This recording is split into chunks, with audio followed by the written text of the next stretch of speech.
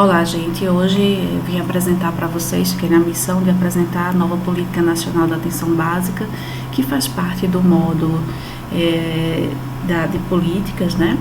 Então, como eu trabalho no Ministério, sou Denise Cavalcante, sou uma das tutoras também do módulo mais para frente de vocês, mas eu trouxe um resumo da nova política, para vocês já se apropriarem, né, de quem ainda não viu, e ver as diferenças da política anterior. Então, essa portaria 2436, ela é de 21 de setembro, né, de 2017, e ela nos traz algumas diferenças. Primeiro, lembrar que ela ficou numa consulta pública de 28 de julho a 10 de agosto para receber sugestões, né, ficou aberto para consulta pública nacional. É a terceira vez que há uma revisão nessa política, a primeira foi em 2006 e a segunda em 2011. Mais de 6 mil contribuições durante o período de consulta pública, e ela trouxe também no seu bojo os resultados do primeiro e segundo ciclos do PEMAC, para poder atribuir melhorias a ela. Então, foi uma revisão e aperfeiçoamento desde 2015 vinha sendo trabalhada, e depois em grupos de trabalhos do CONASEMS. Então, trabalhou nisso o Ministério da Saúde, CONAS, CONASEMS e Conselho Nacional de Saúde. Por que isso é importante falar? Isso é importante falar porque alguns pontos, depois que ela foi publicada, sofreu alguns pontos de discussão. Mas é importante frisar que teve consulta pública, né, foi uma revisão da política, que mais de 6 mil contribuições, né, durante o período de consulta pública, e foi uma construção coletiva, que vocês podem ver aí desses atores. Nós temos gestores, nós temos conselho, nós temos trabalhadores, então ela ficou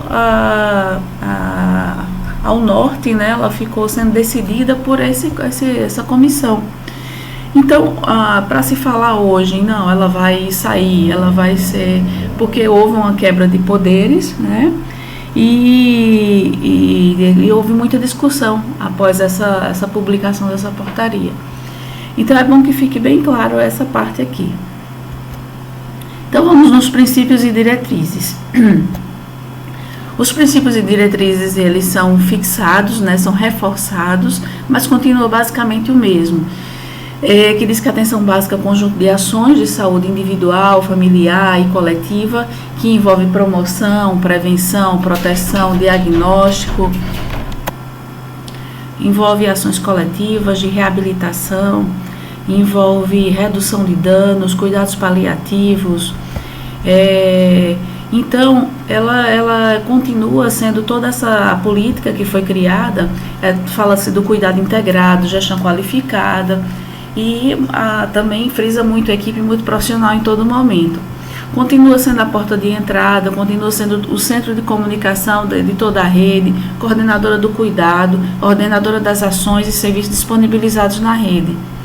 E ele frisa bem, diferentemente da outra, ela frisa bem a proibição da exclusão de qualquer natureza, de raça, de gênero, de idade, de crença, nacionalidade, e para evitar qualquer problema de exclusão social. Então, isso já traz um diferencial, que ela frisa algumas particularidades que não estavam incluídas na anterior.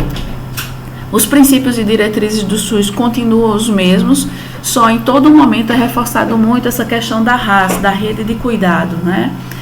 Toda uma rede de atenção à saúde. Mas os princípios de universalidade, equidade, integralidade, as diretrizes de regionalização, hierarquização, territorialização, população adscrita, cuidado centrado na pessoa, resolutividade, longitudinalidade do cuidado, coordenação do cuidado, ordenação de rede e participação da comunidade continuam os mesmos. E ele traz algumas novidades, né? Integração e compartilhamento de ações. Primeira coisa, diz como parágrafo único, serão reconhecidas outras estratégias de atenção básica, e isso aí como princípios e diretrizes previstos nessa portaria, que tenha caráter transitório. Até hoje, esse modo de atenção básica, ele nunca tinha sido reconhecido. São unidades, um exemplo disso são as unidades tradicionais. Essa portaria, ela vem pela primeira vez trazer uma possibilidade de recurso para essas unidades tradicionais, que até então não recebiam recurso. A integração entre vigilância em saúde e atenção básica, fala-se muito sobre isso, né, o trabalho junto do agente comunitário de saúde e do agente de combate a endemias, para poder ter esse alcance de resultados que atendem às necessidades da população. Então, é um princípio básico que isso aqui já muda em relação a 2011. Todos os estabelecimentos de saúde que prestem ações e serviços de atenção básica no âmbito do SUS, eles serão denominados Unidade Básica de Saúde. Então, ele cria essa nova denominação e fixa, né, uma nova denominação.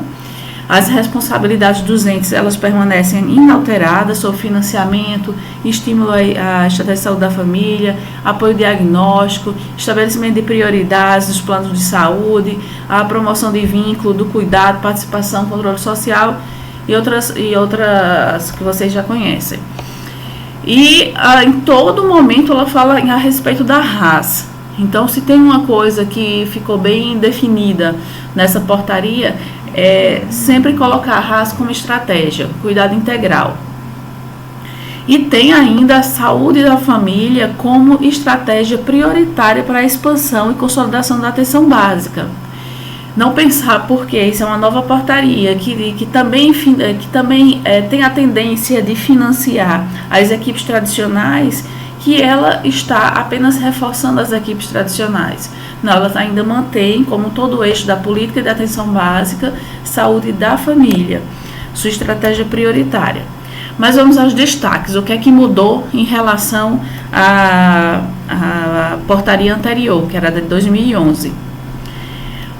A questão do PEMAC, os itens do PEMAC, eles foram bem fixados, né, e foram ratificados na política, como a ambiência, espaço físico, as normas sanitárias, um padrão visual, cadastramento de CNEs.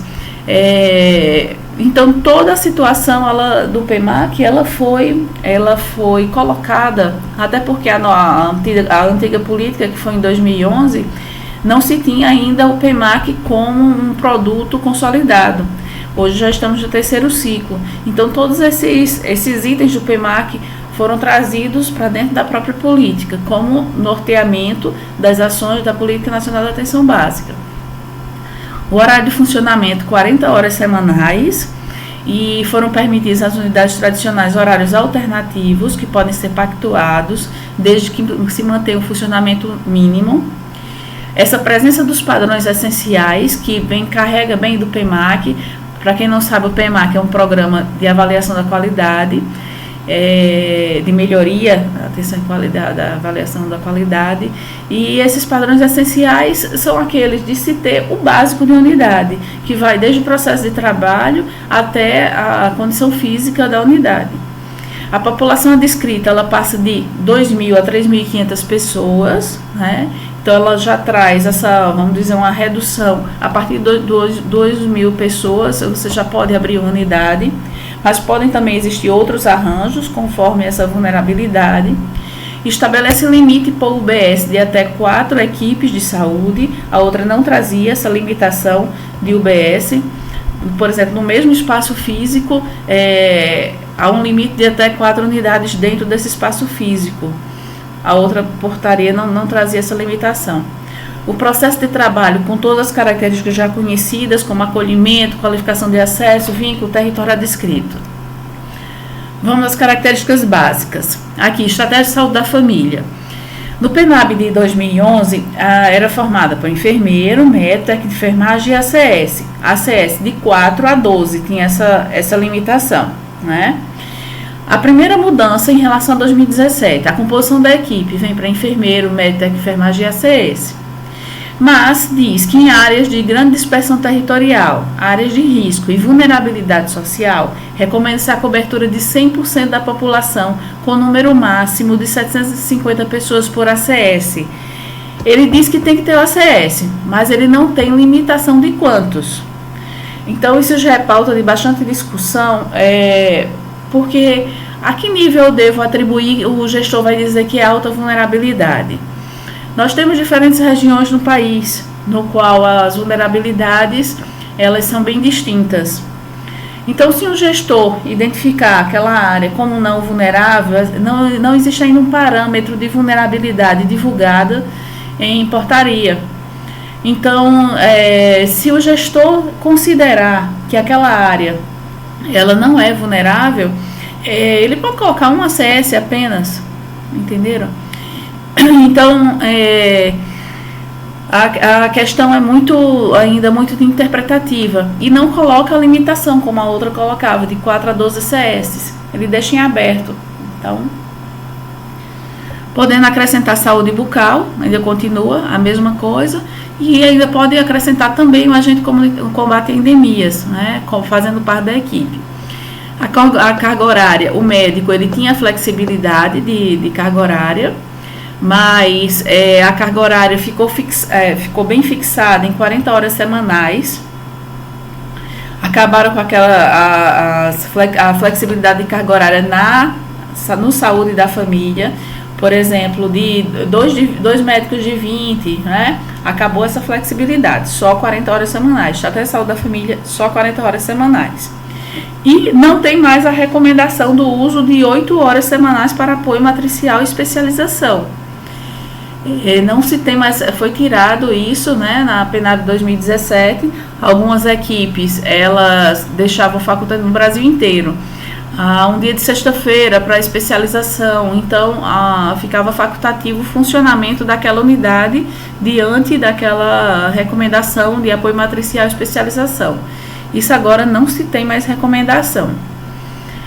A população era também, o território era em 2011 de 3.000 a 4.000 pessoas, agora ele caiu para 2.000 a 3.500 pessoas.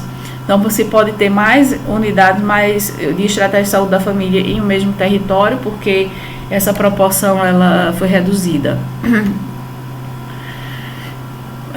Agora, a equipe de atenção básica. A equipe de atenção básica ela era reconhecida apenas no PEMAC, porque era a única forma dessa equipe ainda receber algum tipo de recurso. Na nova PENAB, ela passa a ser reconhecida e ela não tinha financiamento federal antes e agora há a possibilidade de ter. Por que eu digo há a possibilidade de ter? Porque está para acontecer ainda uma nova portaria que regula essa parte de financiamento da equipe de atenção básica. Então, qual a composição dessa equipe? Essa equipe de atenção básica, ela não tinha uma equipe básica definida, agora ela tem. A composição mínima da equipe é enfermeiro, médico e técnico de enfermagem, podendo acrescentar saúde bucal, com dentista e auxiliar o técnico de saúde bucal, agente de combate a endemias e agentes comunitários de saúde. Fica essa parte opcional. E essa carga horária é completamente flexibilizada, porque tem que ter a questão da carga horária de 40 horas, sim. Porém, a distribuição você pode ter até 3 profissionais por categoria, né? Então, vamos dizer, um médico, ele pode ser um médico de 20 horas, mais 2 de 10 horas semanais, contanto que a soma da carga horária dos profissionais totaliza em 40 horas semanais. E a previsão de financiamento com valor inferior, repassado da estratégia de saúde da família, mas que essa saúde da família continua sendo prioritária com o financiamento, só que essa ainda está para ser definido o financiamento e sair em portaria, como já foi falado. A equipe de saúde bucal, né, ela somente para as equipes de saúde da família, na PNAB 2011, ou parametrizadas. E há um apoio federal para a estruturação e havia uma menção à confecção de próteses. Na PNAB 2017, há a possibilidade de compor as equipes de saúde da família e de atenção básica. Então, há a possibilidade de recurso também para essa unidade, entre aspas, tradicional, que é agora chamada de equipe de atenção básica, receber recurso e também incorporar uma equipe de saúde bucal. Há uma manutenção de apoio federal para a estruturação, né, porque tem a cadeira odontológica, recurso proporcional do funcionamento, e a ênfase da realização do início das etapas clínicas de confecção de prótese dentária. Na PENAB, quanto ao NASF, O NASF era Núcleo de Apoio à Saúde da Família e foi batizado nessa nova PENAB em Núcleo Ampliado de Saúde da Família e Atenção Básica.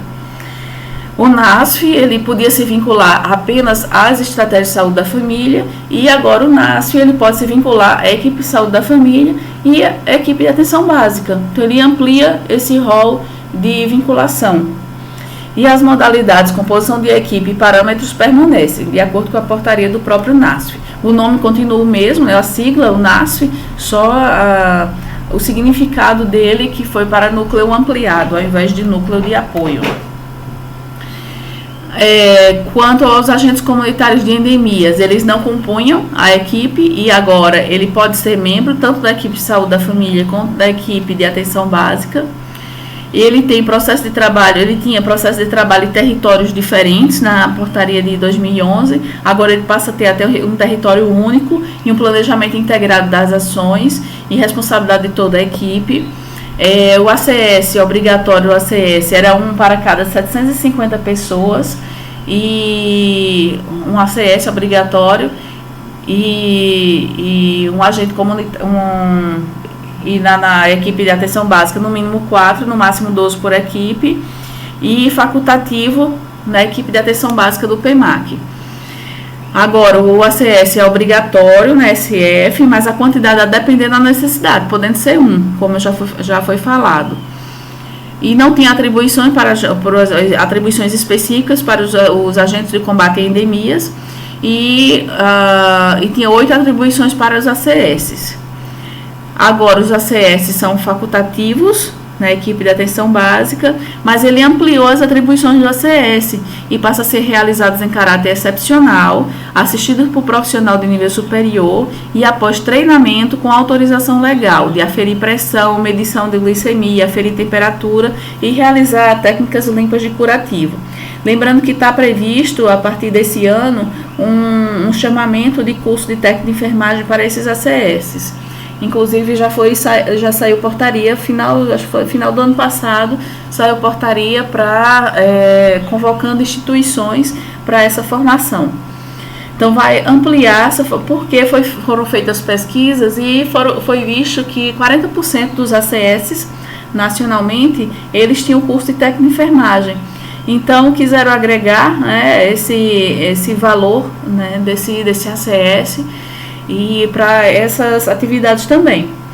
Lembrando que apesar das discussões do Conselho, ele fala bem na portaria, caráter excepcional, assistidas por profissional de nível superior e após treinamento com autorização legal. Que isso, de certa forma, você percebe que ele tem que estar assistido, né? Então, se ele está assistido, possivelmente, só se tiver uma pessoa de nível superior mesmo, que o deixe, né, o conceda essa permissão. Né? E coordenação do trabalho de ACS apenas pelo enfermeiro. Então, havia essa coordenação do trabalho apenas de ACS e foi ampliado para a equipe inteira. Outras mudanças. Na PENAB não deixava claro a possibilidade da questão de territorialização do vínculo, e ela recomendava descrever os usuários às equipes. A partir da PENAB 2017, o usuário pode se vincular à margem UBS, através de uma negociação da gestão com as equipes e mantendo a informação com a equipe de referência. Ou seja, um usuário trabalha numa unidade, trabalha numa região, num território de uma unidade, e ele mora em outra unidade, mora no território de outra unidade, ele pode, através de uma negociação da gestão e equipes, promover para que ele possa ser atendido nessas duas unidades, já que ele passa a maior parte do tempo de horário comercial, vamos dizer assim, em uma unidade que não faz parte de onde ele mora. A oferta nacional de serviços e ações essenciais e ampliadas, o PEMAC iniciou esse processo de listar, definir uma oferta esperada de serviços nas UBSs, padrões esperados de qualidade, e a nova PENAB, ela incorporou esse debate em torno dessa formulação da oferta de serviços e ações essenciais, justamente porque o PEMAC trouxe essa discussão. Então, ele incorporou e colocou isso em portaria, fortalecendo inclusive o PEMAC. Outras mudanças. na questão da educação permanente. A educação permanente era distribuída ao longo do texto na PNAB 2011, mas ela não versava a formação de ensino, o ensino na saúde. Ela não abordava espaço físico, por exemplo, para tais ações. E para a educação permanente, ela na 2017, ela tem a formação de saúde, que ela deve ser incorporada, né? Ela no processo de trabalho. Ela sinaliza a importância desse espaço físico, os compromissos de educação permanente e da formação de saúde, incorpora a temática do ensino na saúde, integração ensino e serviço, e destaca também o papel da atenção básica como loco de formação de graduação e residência, de pesquisa e extensão. Então ela valoriza essa parte da formação como um ambiente de formação, tanto da graduação, da residência, da pesquisa e da extensão. Então isso é bem rico e novo, né? Assuntos antigos que receberam uma incorporação na política, né? Ela foi descrita, valorizando essa parte que não estava prevista na 2011. E a questão da regulação, ela em 2011 foi mencionada, mas sem maior aprofundamento. E como eu já falei, né, em 2017 ela acrescentou nas atribuições dos membros da equipe a função de participar e contribuir nesses processos de regulação. E sinalizou principalmente o telesaúde, também fala muito do telesaúde e a utilização de protocolos como ferramentas de apoio e aperfeiçoamento do processo de regulação. No que faz sentido a questão de redução de filas, do paciente, através, por exemplo, do telesaúde, ele ser atendido ser atendido mais facilmente, né, ter acesso a consultas online, por exemplo, e a redução de filas das principais especialidades que nós temos hoje, filas gigantescas em regulação. Então, ele veio também chamar atenção para isso. Os novos pontos de apoio, em 2011 não possuía, né, não falava nada sobre isso. Em 2017 ele reconhece os pontos de apoio. Ponto de apoio fala aquelas estruturas físicas que fazem parte de uma equipe de atenção, ou de atenção básica, ou de saúde, de saúde da família, que são locais de difícil acesso, muitas vezes, onde se tem um ponto de apoio, um posto, né, um ponto de apoio para um assentamento, para zonas rurais, regiões de populações mais dispersas. E destaca esses pontos de apoio, se destacam, foi cobrado isso, eles devem respeitar as regras gerais de segurança sanitária, bem como ser um local de acolhimento humanizado para a população, ou seja, não é qualquer local. Nós sabemos das dificuldades dessas regiões, né, dessas áreas dispersas, as dificuldades de estrutura física, principalmente. Mas, pelo menos, chegou a portaria e destacando que a PNAB 2011 não falava nada sobre isso, e pelo menos nessa portaria ele veio destacar esses pontos de apoio e respeitando essas normas, desde que se respeita essas normas de segurança sanitária. A questão de gerência de atenção básica, a PNAB 2011 ela não recomendava, a 2017 ela reconhece como papel do gerente de UBS, recomendado sua inserção. Não há previsão de recursos adicionais, para que fique bem claro. E o gerente, ele deve ser de nível superior, preferencialmente da área de saúde.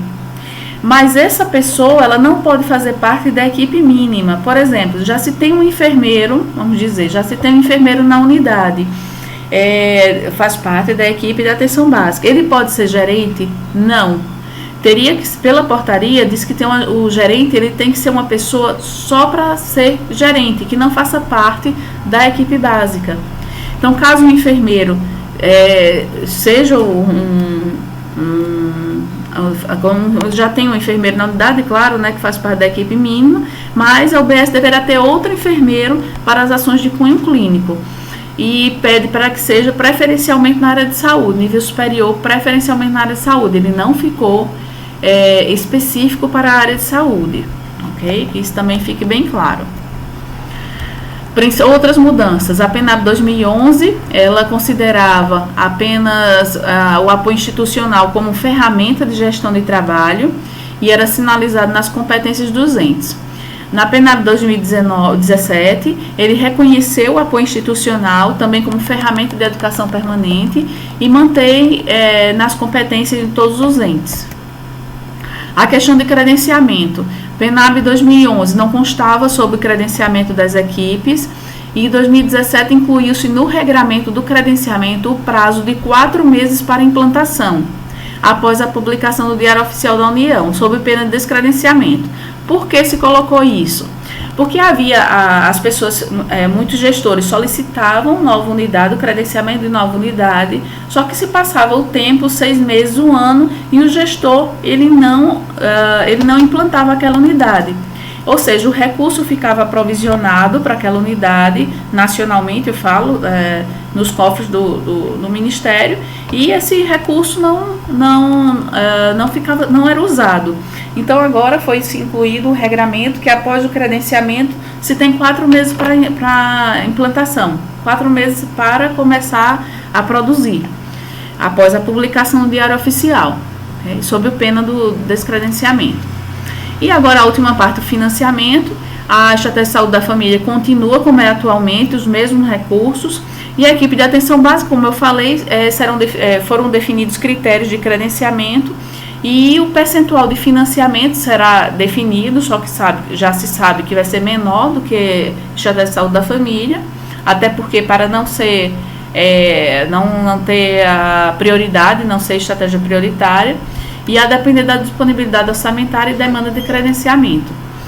Os critérios para solicitação e credenciamento dos serviços, basicamente não mudou muita coisa, que é a elaboração de uma proposta de projeto, o Ministério da Saúde disponibilizar, assim, quanto à estratégia de atenção, a equipe de atenção básica, está previsto ser disponibilizado um manual com as orientações para a elaboração de proposta de projeto, considerando essas novas diretrizes. A proposta de projeto de credenciamento das equipes, ela deverá estar aprovada por um conselho, né? As equipes que atuavam na atenção básica, que receberão incentivo de custeio, elas devem estar inseridas no plano de saúde e programação anual. Isso é importantíssimo, porque não se vai conceder financiamento às equipes que não estavam previstas em plano de saúde. Ou seja, o gestor ele não colocou no plano de saúde que deseja ampliar a sua oferta de plano de, lembrando que o plano de saúde, a formulação e programação anual foi ano passado. Então, se o gestor ele não colocou a previsão de incremento de atenção básica, seja lá 20%, 40%, se isso aí não está compondo, né, nem tampouco a programação anual, então possivelmente ele não deve esperar recursos, né, tem que estar, agora vinculou bem isso aí. E após o recebimento dessas propostas, esses projetos são projetos de credenciamento. As secretarias estaduais de saúde, conforme o prazo a ser publicado em portaria específica, eles deverão realizar uma análise, encaminhamento para a CIB, aprovação da CIB, encaminhar para o Ministério, a resolução com o número de equipes por estratégia e modalidades que pleiteiam o recebimento de incentivos financeiros da atenção básica, e o Ministério da Saúde analisa o pleito e publica a portaria. Então, é simples, é semelhante a tudo que foi, só que ainda está esperando essa nova portaria, essa portaria não saiu, ainda dos valores e de quantas equipes serão, né? Considerações finais, um resumo geral. A Estratégia de Saúde da Família não será substituída e é considerada como prioritária. Está prevista a soma de trabalho dos agentes comunitários, soma entre aspas, né? Dos agentes comunitários de saúde e de anemia. O gestor terá mais liberdade para compor o perfil de suas equipes, o NASF dando suporte também para as equipes que não forem Estratégia de Saúde da Família, indicação de gerente de unidade que não seja componente de equipe mínima, valorização de todas as diretrizes componentes do PEMAC e financiamento das equipes de atenção básica, desde que dentro dos critérios, ok? Então, estou à disposição e a gente vai se ver nos próximos e alguns módulos mais para frente. Muito obrigada.